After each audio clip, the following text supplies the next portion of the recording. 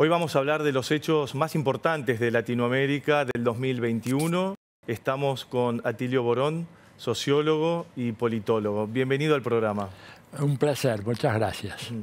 Atilio, la pandemia sigue siendo protagonista durante el 2021, esta vez con la aparición de la variante Omicron. Sí, desgraciadamente sigue siendo protagonista no solamente en América Latina, sino en todo el mundo. Agravadas las cosas acá en Latinoamérica, como en general en los países del tercer mundo, por el escaso acceso a las vacunas. No en todos los países. Por ejemplo, Argentina ha tenido en ese sentido una política bastante acertada, como algunos otros países, ¿verdad? México, ¿verdad? Pero en otros países más pobres, Centroamérica, el Caribe, la situación es muy, muy grave.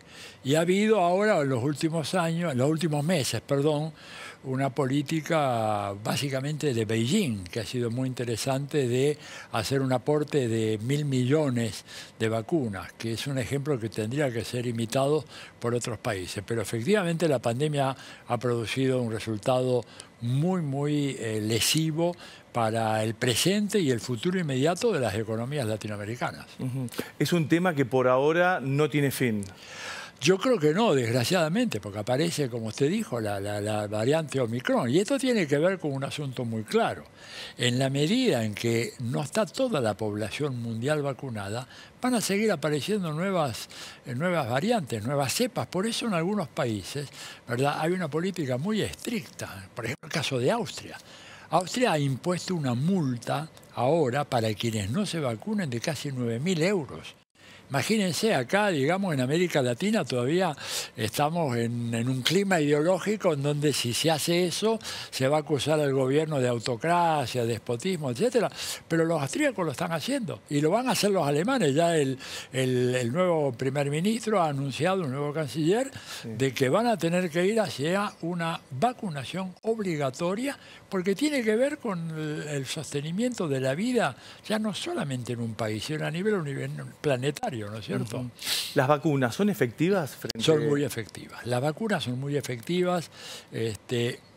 Hay mayores grados de efectividad, pero siempre en un nivel muy alto. Usted puede decir, bueno, tal vacuna tiene 92%, la otra tiene 90%. O sea, no son diferencias muy significativas. Por eso la elección, y en China esto se hizo muy bien, es que la gente se vacune. No importa si es la Sinopharm, la Sinovac, en el caso de China, o las vacunas que hay en Cuba, o las AstraZeneca, producida en la India, pero es inglesa.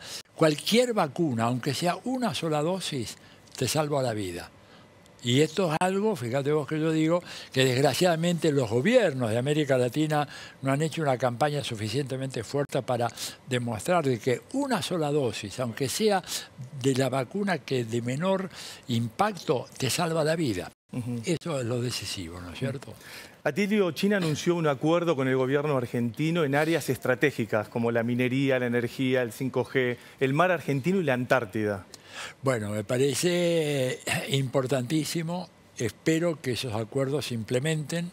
Yo sé que del lado de Beijing hay una decisión tomada muy fuerte en ese sentido.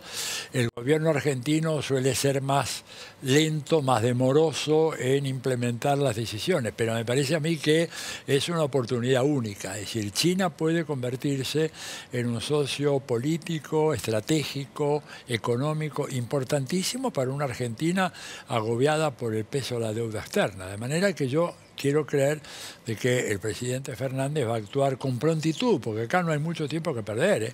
Si hay algo que caracteriza el momento actual, es que los tiempos históricos se han acortado.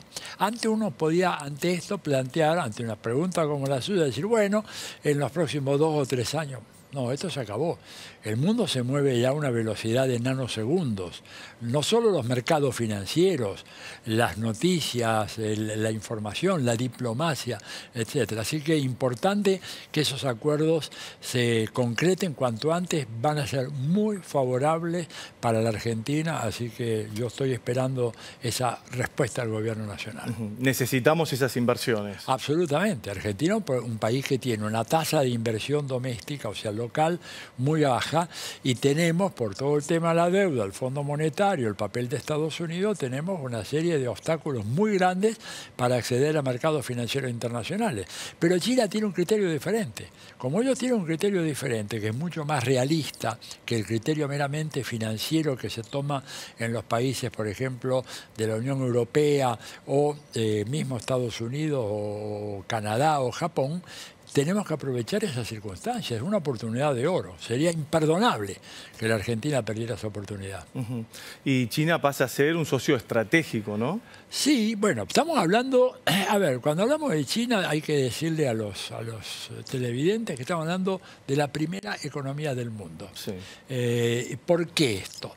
Primero porque en términos de tamaño ya la misma OECD, que es un tanque de pensamiento que nadie puede caracterizar como contrario a los valores de Occidente, etcétera, ha dicho que en el año 2025, por cualquiera de las medidas que se tome para medir el tamaño del Producto Bruto, el tamaño del Producto Bruto chino va a ser superior al americano.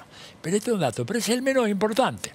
El más importante es que China hoy es primer socio comercial o financiero de 144 países del planeta, algo inédito.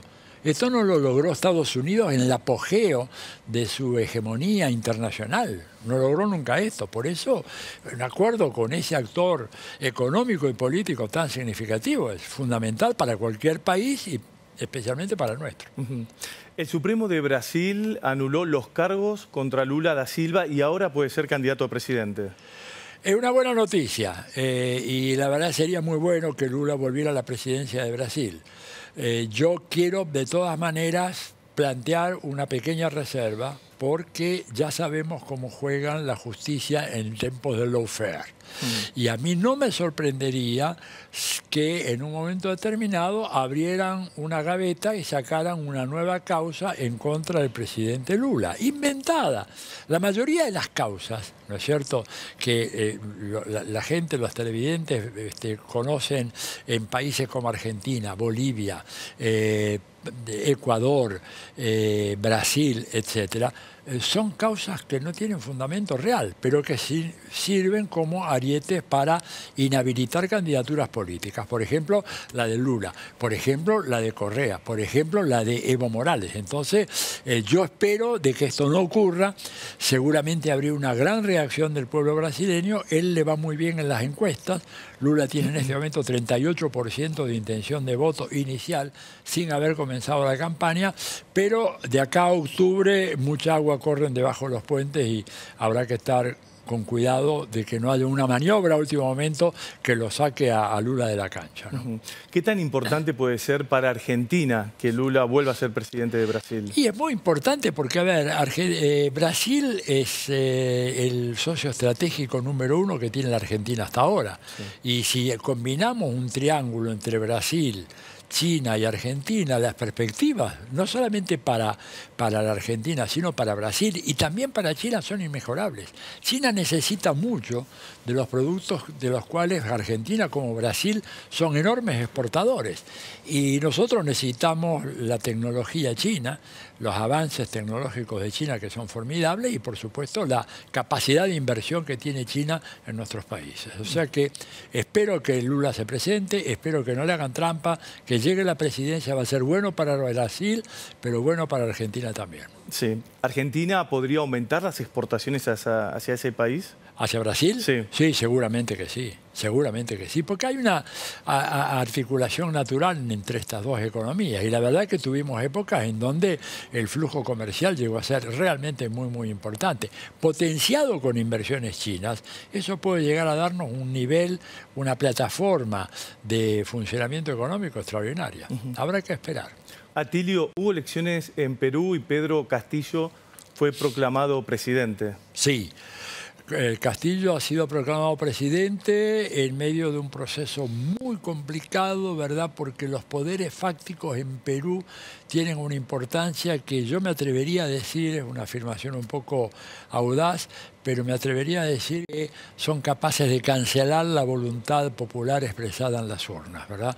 El poder judicial corrupto, una constitución hecha a medida de Fujimori en los años 90, que fue impuesta desde arriba, sin ninguna clase de consulta popular ni nada, medios totalmente dominados por los grandes poderes económicos y una oligarquía política que no quiere a un campesino de presidente del Perú, claramente no lo quieren, es decir, lo consideran que no representa el Perú real. En Perú es una sociedad muy dividida ya más que en clases, hasta podría decir en castas, que viene de la época colonial.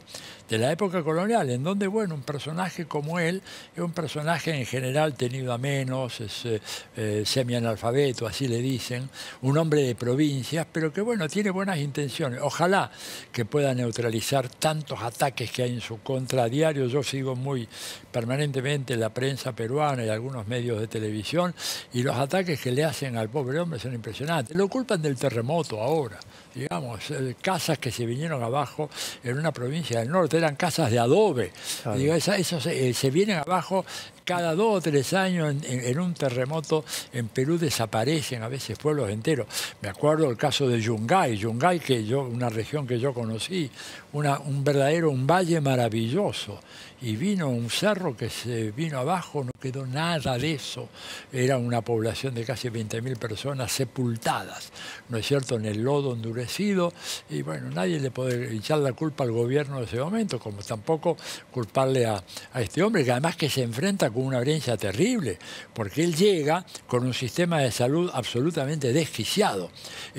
No como pasó en la Argentina. La Argentina tenía problemas muy serios. En Perú había prácticamente desaparecido el sistema de salud pública. Por eso Perú es el país que en términos de muertos de COVID por millón de habitantes va a la cabeza mundial. Claro. Tiene muchos más muertos por millón Perú que cualquier otro país, no solamente de América Latina, de todo el resto del mundo. ¿Por qué? Bueno, ahí tuvieron 30 años seguidos de políticas neoliberales, de desarticulación del aparato de salud, y ahí están los resultados. Atilio, ¿llamó la atención que ganara la presidencia un candidato izquierdista? Llamó mucho la atención. Él es un hombre de una orientación de izquierda muy moderado, un hombre muy religioso, ¿no es cierto? Tiene ciertos, por ejemplo, prejuicios, yo les llamaría, en materia de diversidad de género, en materia de matrimonio igualitario, todo eso, que él lo acepta. Creo que su posición en relación a la problemática del aborto también es muy tradicional, muy convencional. Es un mix raro, ¿no es cierto?, cuando uno lo mira desde Argentina, pero que representa el Perú profundo, un hombre muy consustanciado con las aspiraciones de su pueblo de mejorar la calidad, mejorar la educación. Es un maestro rural, muy encomiable la labor. Hay que ser maestro rural allá a 4.000 metros de altura, 3.500 metros de altura, ¿verdad?, yendo a caballo, a lomo de mula, pero tiene esa ambigüedad, ¿verdad? Pero creo que si a él lo dejan gobernar y si logramos que los países, si podemos reunir a la UNASUR otra vez, que ha sido un elemento de estabilización, eso desalentaría a aquellos que quieren implementar un golpe blando en Perú, que es un país en donde la legislación favorece extraordinariamente la posibilidad de hacer un golpe blando, debido a que hay una figura jurídica allá que se llama la ley de vacancia, en donde la Asamblea Nacional, que es unicameral, puede por una mayoría de votos declarar la vacancia de la presidencia y por lo tanto llamar a nuevas elecciones.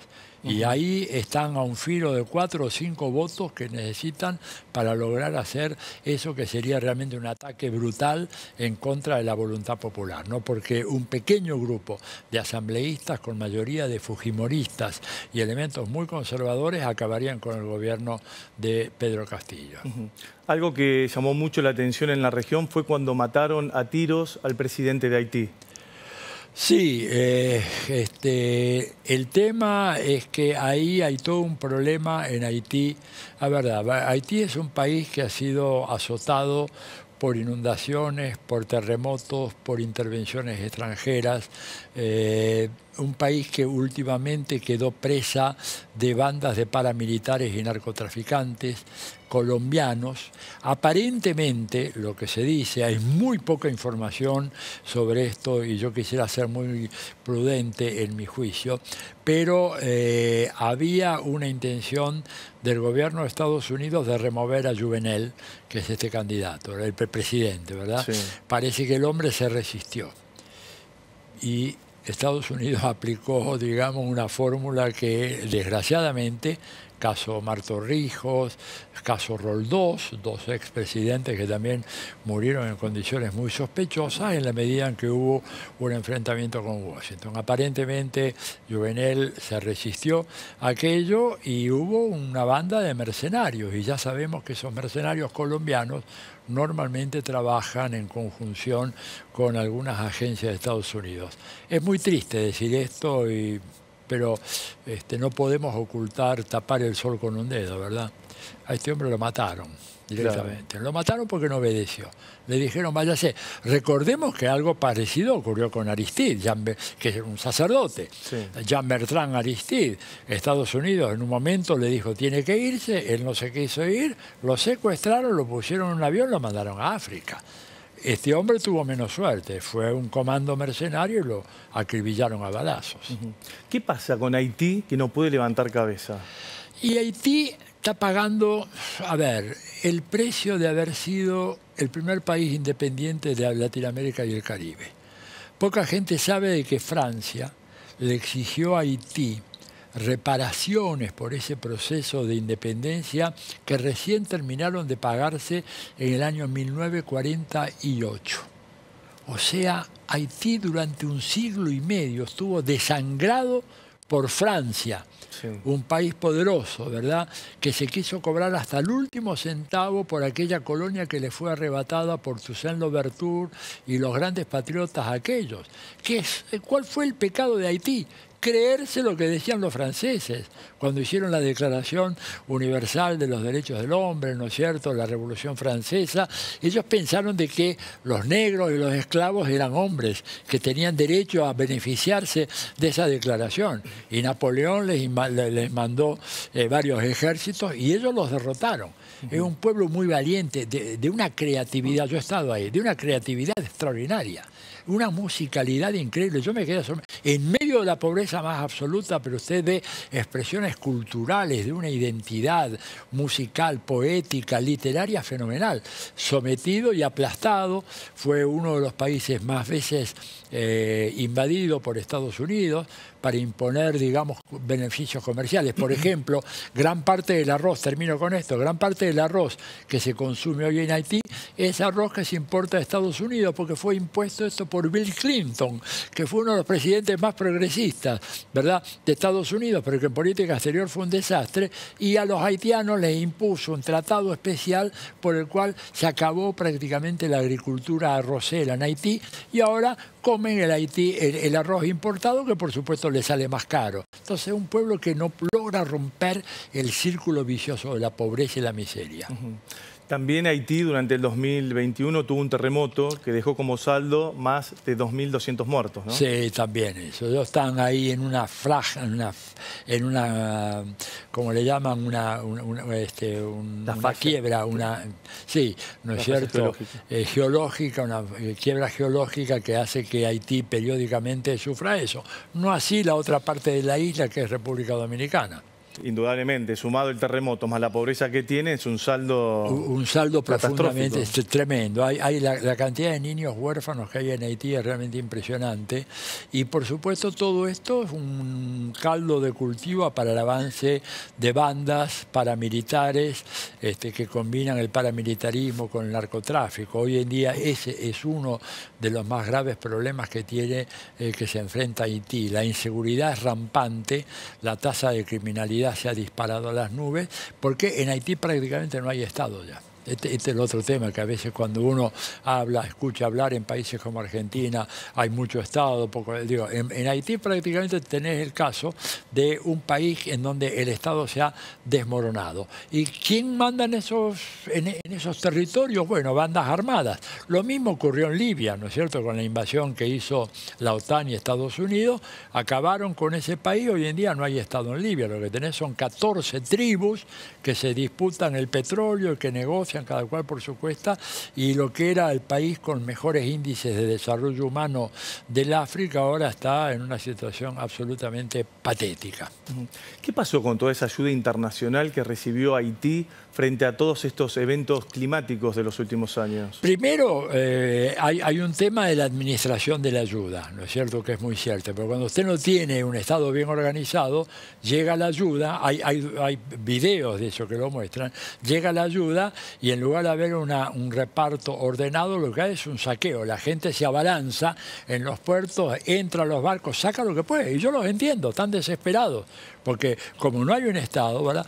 Y por otra parte la ayuda ha sido muy pequeña. Hay que decirlo, cuando uno mira, ¿verdad?, la ayuda, por ejemplo, los países se habían comprometido a una ayuda al desarrollo al equivalente del 0,7% de sus productos brutos. Prácticamente ningún país desarrollado está cumpliendo con esa norma. Por empezar, Estados Unidos. Estados Unidos prácticamente no acepta esa norma y entonces, claro, la ayuda es escasa y quien la recibe está en una situación caótica y no le llega a la gente. El Salvador es el primer país del mundo en reconocer al Bitcoin como una moneda de curso legal. Claro.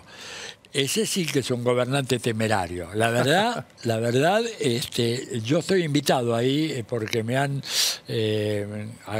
honrado con un doctorado honoris causa de la Universidad del Salvador. Lo voy a recibir el diploma en febrero. Y todo el mundo me dice que está a la espera de cómo es que eso va a funcionar, ¿no es cierto? Es un milagro. Porque el Bitcoin, a diferencia de una moneda nacional, no tiene ningún respaldo. Claro. Es una apuesta que se hace. Hay algo cierto, es que evidentemente el papel moneda está en un proceso de desaparición. En 10 años más, 15 años más no va a haber más papel moneda. Sí. Pero, por ejemplo, en China tomaron una medida muy, muy seria restringiendo a todo lo que son estas criptomonedas, porque acá hay un problema muy grande. El valor está fijado por operaciones especulativas que hacen los mega operadores, pero no la gente del común. Yo quiero ver un campesino salvadoreño cómo se la ingenia con este tema del Bitcoin.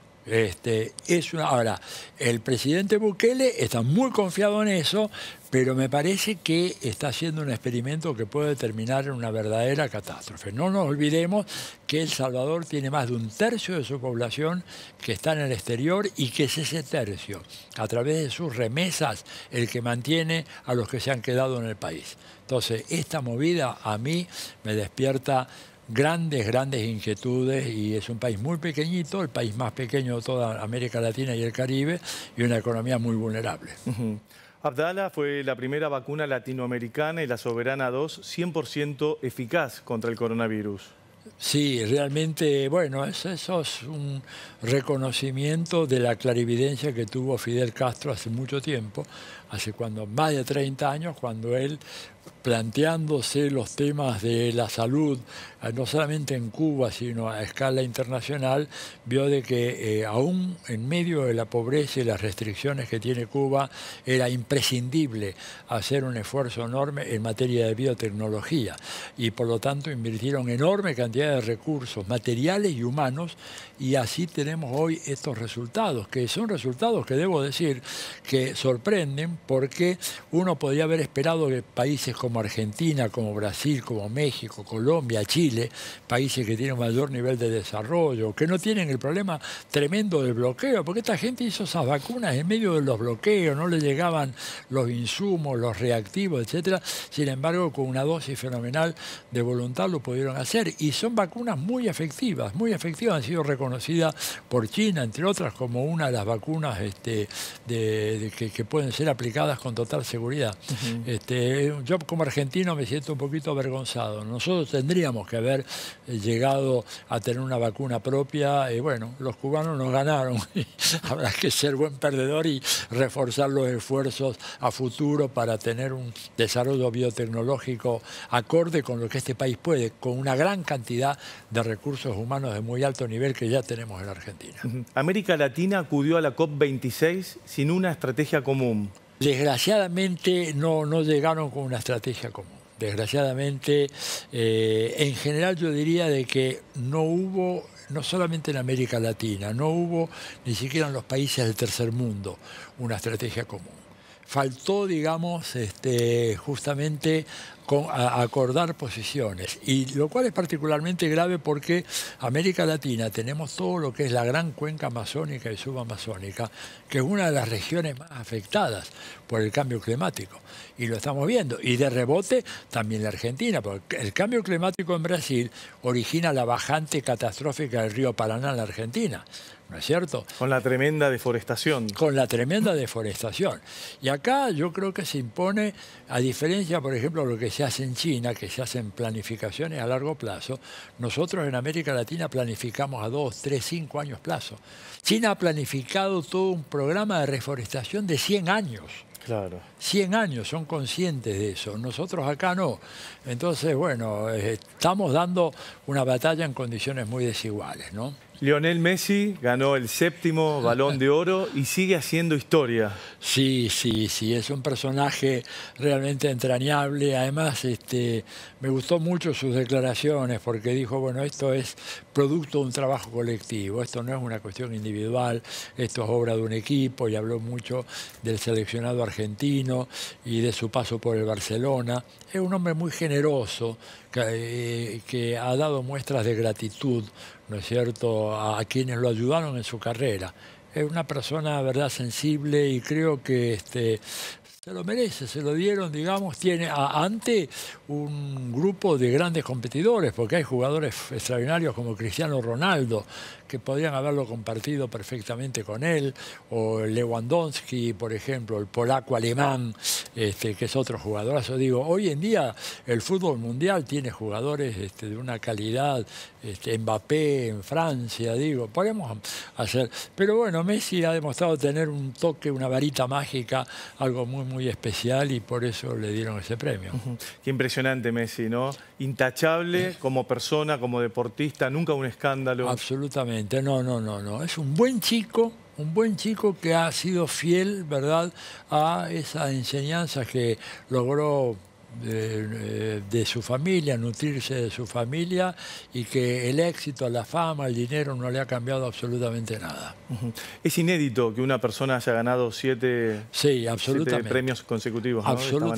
Absolutamente. Es toda una marca mundial, así que me imagino que debe haber mucho interés en verlo jugar en todas partes del mundo. En China él ha estado jugando y donde vaya, digamos, donde vaya es atracción. Y por suerte se ha cuidado mucho, se mantiene en buena forma física, que eso es muy importante, y bueno, eso. Atilio, muchas gracias por esta entrevista para CGTN en español. Bueno, un gusto para mí y un gran abrazo para todos los televidentes. Muy amable.